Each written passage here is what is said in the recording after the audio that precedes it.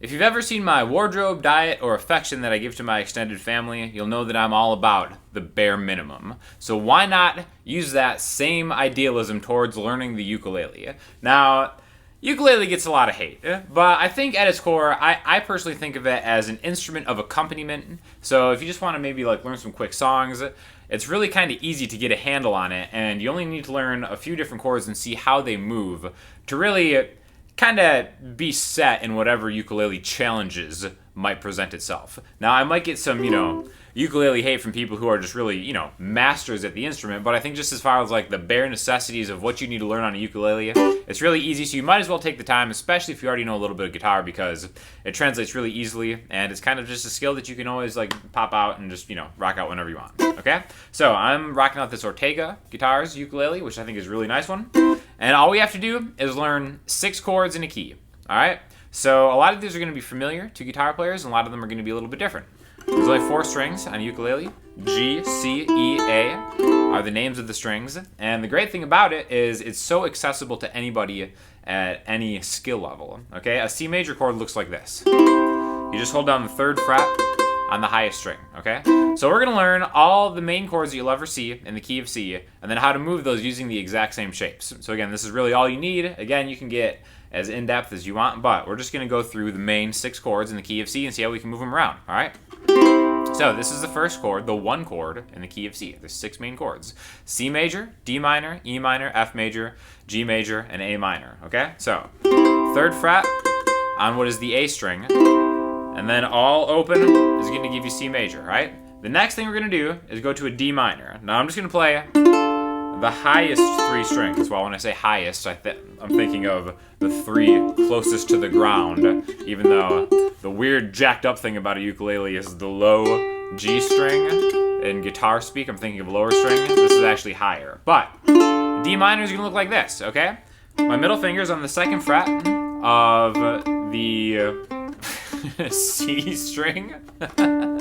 So funny. My pointer finger is on the 1st fret of this 3rd string. I'm going to start referring to the strings as 1, 2, 3, 4 because I'm flipping the ukulele script. So, middle finger on the 2nd fret, pointer finger on the 1st fret, and now I'm just strumming the bottom 3 strings. Now, this is going to be a D minor chord. Really easy to transition from C major to D minor. Now, you'll notice I'm leaving the low G string, open. You could put your middle finger there to get a more full-bodied ukulele sound. But the main point in this being just kind of the bare minimum of it is the difference between this D minor chord and this D minor chord is super negligible in my opinion. So we're just gonna actually leave this alone and just hit the bottom 3 strings, okay? So C major, D minor. Now we're gonna take the same shape, move it 2 frets higher, but I wanna play this with the different fingers to make it look like this. This is going to be the 3rd chord we need, an E minor chord. So, pointer finger, 2nd fret on top here, and then we're going to staircase it down. 2, 3, 4, and then open up here. That's the E minor chord, okay?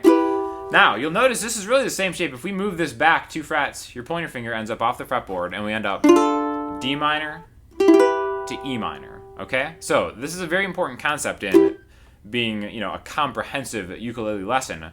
Any minor chord can be this shape. Okay, so this is E minor, this would be F minor, F sharp minor, G minor, G sharp minor, A minor, so on and so forth. Movable shapes are so much easier on a ukulele than they are on a guitar. That's why it's worth looking into.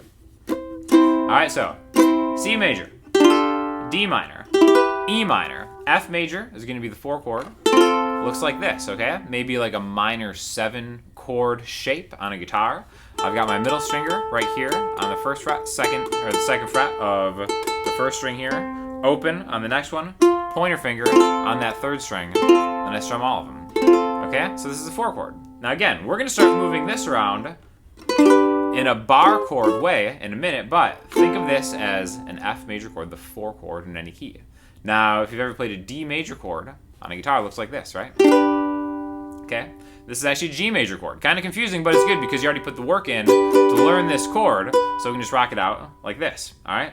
So we have C, D minor, E minor, F major, G major, and then go back to that F major and just pop your pointer finger off that's an A minor. Even easier, the open string set will give you an A minor 7 chord, which again is totally movable, and that's why it's good to know the names of the notes. A minor 7, A sharp minor 7, B minor 7, C minor 7, so on and so forth.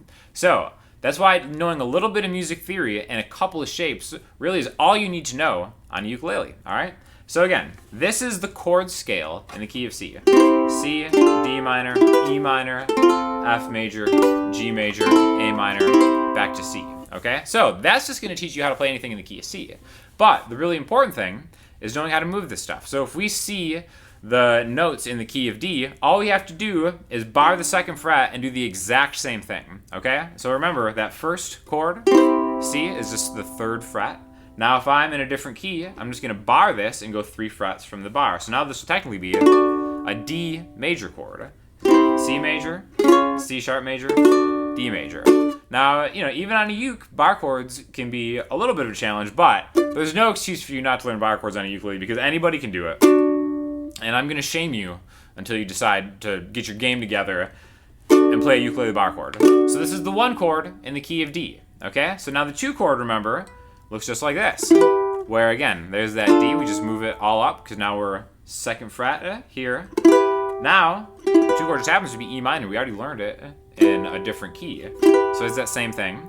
And then if we go to the next chord, remember we just move it 2 frets higher. So that's the 3 chord in the key of D. Now, you don't even necessarily have to know. It's super helpful to know. This is actually an F sharp minor chord, an E minor chord moved up 2 higher, but we're just doing it relative to the 2nd fret, all the chords we've already learned, right? So the 4 chord is going to look just like this. Remember, it was an F chord, but now we're going to move it 2 frets higher and then bar that 2nd fret. It's really easy. Now it's 4 on the low string. Everything is barred on the 2nd, open 1. Right there. And then that G major chord is just down here to make it A, and then back to the 6th chord. Okay, so now we can play the chord scale. 1, 2, 3, 4, 5, 6, back to 1. Okay? So the last thing I'm going to do here, and then talk a little bit about transposition, is just learn the chords in the key of G. We'll learn an open, non-capo version of some of these. So G major is going to be our 1 chord. All right, the 2 chord is A minor. We already know that. That guy right there. The next one is going to be B minor, okay? So we're going to move this right here. Again, B minor is just A minor, 2 frets down. I move my middle finger, or whichever finger you use, from the 2nd fret to the 4th fret, and then instead of playing the open strings, we're going to play the 2nd fret. So G, A minor, B minor. We already know C right there. D major, this is going to be a new one that we're learning right here. 2, 2, 2.